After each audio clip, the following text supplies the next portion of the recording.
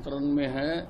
हमने 30 कंपनियां हरियाणा की और 20 कंपनियां जो हमें केंद्र से मिली हैं वो हमने वहां पर डाल दी हैं और सारा जो नू क्षेत्र है उसको 8 थानों में बांटा गया है। हर थाने के ऊपर एक एक IPS अधिकारी लगाया गया है और हम FIR दर्ज कर रहे हैं। जैसे जैसे तथ्य एकत्रित हो रहे हैं उनके ऊपर हमने सोशल मीडिया की भी हम पूरी रिसर्च कर रहे हैं कि ट्विटर पर या फेसबुक पर क्या क्या पोस्टें डाली गई और वो कितनी कितनी इस काम के लिए दोषी थी, उसका भी हम सारा कर रहे हैं और लगभग 41 FIR हम दर्ज कर चुके हैं और 116 लोग केवल नू में गिरफ्तार किए हैं। कुछ लोग रेवाड़ी में, गुड़गांव में और जगहों पर भी गिरफ्तारियां की गई हैं। तो अभी कौन कौन से डिस्ट्रिक्ट हैं सर जिनमें 144 है या कर्फ्यू है, क्या क्या?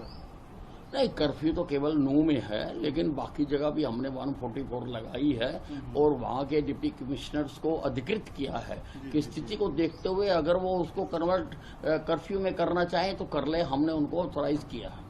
सर, इसके पीछे मास्टरमाइंड क्या लग रहा है आपको, कौन? देखिए, ये सारी जब जांच हो जाएगी उसके बाद पता लगेगा। एक चीज तो निश्चित तौर पर कही जा सकती है और हर व्यक्ति कह रहा है कि इतना बड़ा बवाल एक दिन में नहीं हो सकता, किसी हादसे से नहीं हो सकता। इसके लिए किसी न किसी ने प्लानिंग की है, किसी न किसी ने लोगों को इकट्ठा किया है।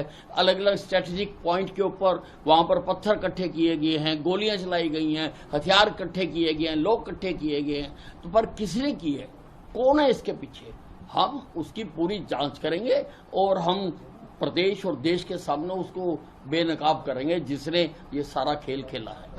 DSP की तरफ से आज पूरे भारत में एक प्रोटेस्ट की कॉल दी गई है, शाम को, दोपहर को, तो हरियाणा में भी इस तरह की अगर नहीं, वो सबको अपनी बात कहने का अधिकार है और आप जानते हैं कि एक्शन का रिएक्शन होता है, ये प्रकृति का नियम है। लेकिन वो बिल्कुल शांतिपूर्ण तरीके से हो, ऐसा हम सबको कहना चाहते हैं कि वो अपनी आवाज उठाएं, वो सबको अधिकार है, लेकिन वो शांति को बनाए रखें, कानून व्यवस्था के साथ कोई खिलवाड़ ना करें। सर, कितनी इसमें सारे अभी तक कैजुअलिटी कितनी है और जो इंजर्ड हैं क्या वो सारे सेफ हैं? नहीं, कल तक 5 थे, लेकिन अभी समाचार आया है कि एक और डेथ हो गई है, तो उसका भी हम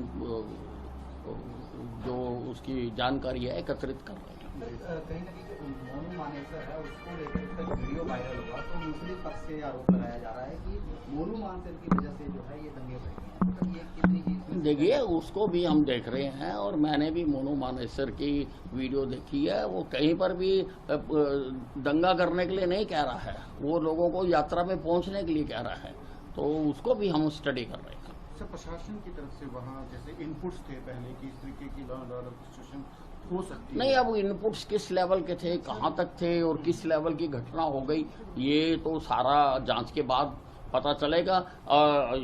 यूजुअली क्योंकि ये हर साल यात्रा निकलती थी, तो ये एक तरह से लोकल प्रोग्राम है और लोकल प्रोग्राम प्रदेश में हर जिले में होते रहते हैं। जरूरी नहीं होता कि उसकी जानकारी सारी प्रदेश स्तरीय तक अधिकारियों को दी जाए, तो स्थानीय कार्यक्रम होते रहते हैं। उसी के तहत इनको इजाजत दी गई थी और जितनी पुलिस फोर्स पिछली यात्राओं में लगाई जाती थी उतनी पुलिस फोर्स 31 तारीख को भी लगाई गई थी। लेकिन अब उसके पीछे किसी ने इसको बहुत बड़ा कर दिया, तो बड़ा करने के लिए अब हम स्थिति को संभाल रहे हैं। सर, लोगों को किस तरह से अपील करना चाहेंगे जिस तरह से सोशल मीडिया पे अफवाहें फैल रही हैं? नहीं, मैं सबको कहना चाहता हूँ कि ये देश हमारा है और हमने इसको विश्व में सबसे ऊपर लेके जाना है और तरक्की उसी प्रदेश में होती है जिसमें शांति रहे। तो आप ऐसी कोई हरकतें ना करें, कोई गलत पोस्ट ना डालें, कोई किसी को फॉरवर्ड ना करे, कोई किसी को वायरल ना करे, नहीं तो हम सबकी निगाह रखे हुए हैं। अगर कोई सोशल मीडिया के माध्यम से, अगर कोई व्हाट्सएप यूनिवर्सिटी के माध्यम से कोई खेल खेलना चाहेगा तो हम उसके खिलाफ भी कार्रवाई करेंगे।